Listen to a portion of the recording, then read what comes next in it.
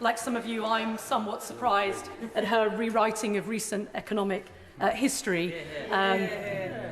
She's had 14 years to fix the problems of child poverty and done precious little to do that. Now, Madam Deputy, there was one thing that struck me in the King's speech.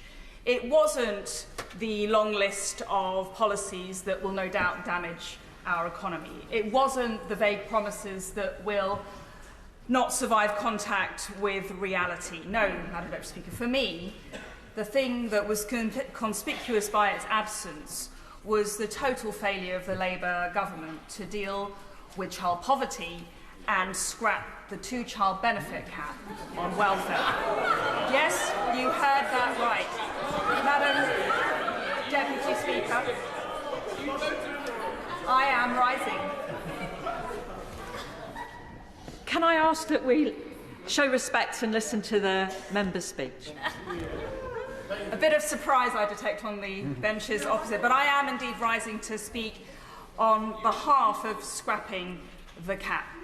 Now, in the grand tapestry of British politics, where the warp and weft of policy and principle interlace, it isn't often that you will find a Conservative MP find threads of agreement with friends across the aisle. And here we are, discussing a proposal backed by Labour MPs, led by the honourable member, the member for Liverpool Riverside, backed by the Lib Dems, the SNP, and many opposition parties. And it's one with which I agree, because it speaks to my profound sense of justice and, dare I say, compassion. And I'm rising today to talk about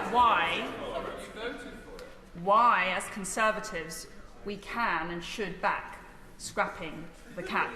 Now, let's just rewrite history, because there's been a lot of nonsense from the Labour front bench about the situation that we inherited in 2010.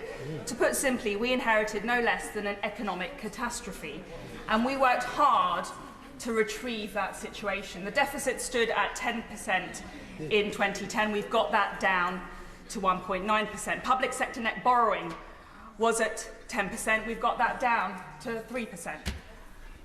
We were in a deep recession, and we now have the fastest growing economy in the G7. So we had to make incredibly difficult decisions back in 2010 to reduce our welfare bill. But it remains clear to me that with those welfare reforms, spearheaded by my right honourable friend, the member for Woodford Green and Chingford, where we overhauled an overly complex bureaucratic system and have helped millions of people get back into work. 4 million people are now in work compared to 2010. The unemployment rate is down to 4.4%, almost half of what it was in 2010. We can make changes to some of the decisions that we made back then. And it's clear to me from my work with vulnerable families in Fareham that the cap isn't working. It's pushing more children and families into relative poverty. It's causing them to use more food banks. And that's why there are 3 good reasons for scrapping the cap. Thanks very much for giving way. I wonder if the Honourable Lady might say to the House, first of all, who introduced the cap and why, and which way that the Honourable Lady voted when it went through this House. Yes, well, I just set out the parlous economic situation forced us to make very difficult and indeed impossible choices. But thanks to the improved economics, thanks to the improvements brought about by universal credit, I believe it is now time to put child poverty first and scrap the cap. And there are 3 big reasons why we can support this as Conservatives. First of all, it's affordable.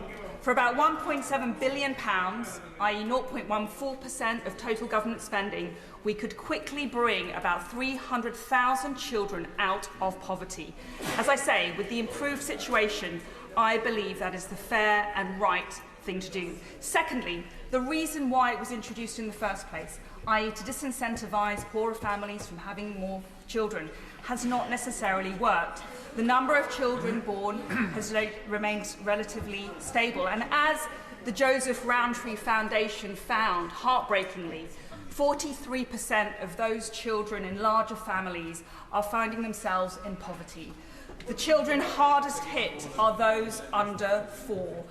and it's affecting predominantly younger children and those in large families. I believe this cap is aggravating child poverty, and it's time for it to go. Now, I know about the argument, don't have children if you can't afford them. For me, that's not compassionate, it's not fair, it's not the right thing to do. And lastly, we should, as Conservatives, be proudly and loudly the party of family. For those families on lower incomes, we should encourage families to have more children. At those families on middle incomes and higher incomes, we should change our tax regime so that they are incentivised to have children. We have better parental leave policies, better childcare provision policies, and better maternity care. I believe I'm a Conservative because I believe in the strength and the sovereignty of the family unit. We should be supporting it, not suppressing it. This is not about right or left. This is about right or wrong. Let's come together in the spirit of compassion and common sense to scrap the cap and end child poverty for good. Sarah Sackman, maiden speech. Thank you, Madam Deputy Speaker. It's a pleasure to follow the member for Fareham. Like some of you, I'm somewhat surprised at her rewriting of recent economic history. She's had 14 years to fix the problems of child poverty and done precious little to do that. And listening today to the Chancellor of the Exchequer lay out this government's plans to restore economic stability and growth to this country, it's that that's going to lift millions of children out of poverty in the long term.